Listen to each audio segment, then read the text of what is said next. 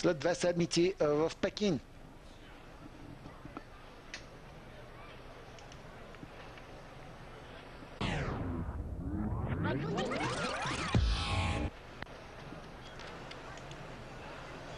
Предстои финалът на 100 метра при мъжете. Регламентът беше същия.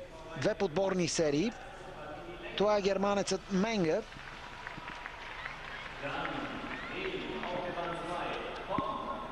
Във втори коридор е ветеранът Рони Оствалд, член на щафетата, която ще участва на Олимпийските игри.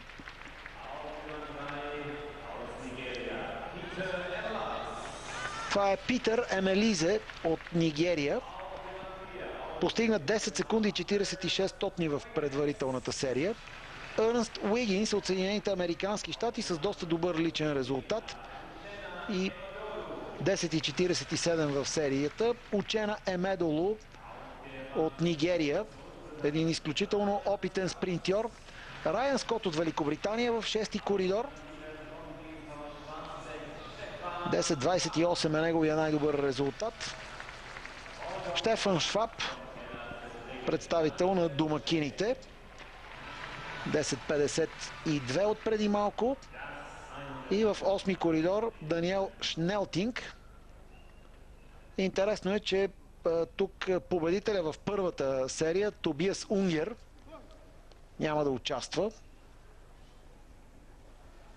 Той е единственият германски спринтьор общо от мъжете и жените, който има олимпийска виза за бягането на 100 метра.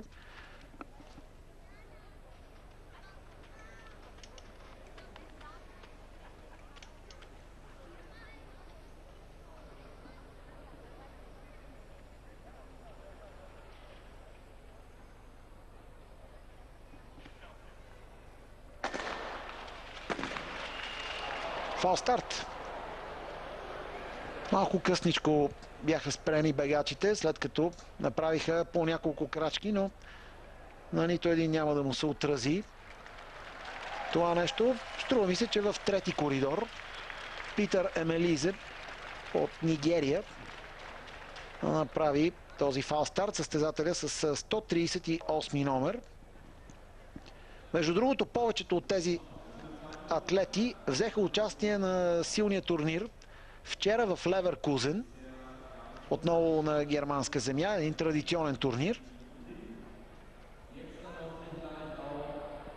В Леверкузен американецът Карлос Мур спечели 100 метра. Днес той участва в предварителната серия, но не успя да се класира за финала. Той постигна резултат от 10 секунди и 15 стотни. Отново леко връщаме часовникът назад. Това е по-рано в състезанието. Победителката Зилке Шпигелбург, 4 метра 61 сантиметра. Това е един много сериозен резултат, въпреки че с 4,61 трудно вече ще се спечели медал от голямо състезание. Но така или иначе, младата олимпийка има основание да се радва от своята победа в Ватеншайт. Тя успя да спечели дуела с Татяна Полнова, една от най-изявените рускини, която остана трета с 4 метра 41 сантиметра.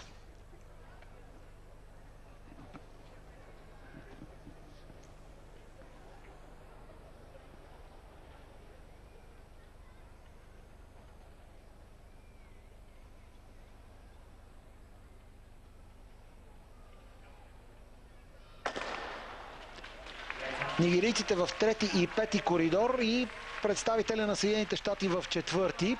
Оттам трябва да дойде победителя в това бягане на 100 метра. Убедителна победа. 10 секунди и 27 стотни. Много силно бягане с минимален, бих казал незначителен попътен вятър. 10.27. Едно много прилично бягане, като се има предвид, че тези участници от Съединените американски щати са, така да се каже, от третия кадър спринтьори в щатите. Емелизе, който е типичен бегач на 60 метра, именно до 60-я метър водеше, но тук беше пометен. Струва ми се, че той дори не успя да задържи и третата позиция. Беше изпреварен със сигурност от сънародника си Учена Емедолу и от Райан Скот от Великобритания, може би. Бих казал, че ако сравним резултатите на 100 метра за мъже и за жени, мисля, че мъжкият резултат 10.27 е по-сериозен от 11.37 на Вида Аним.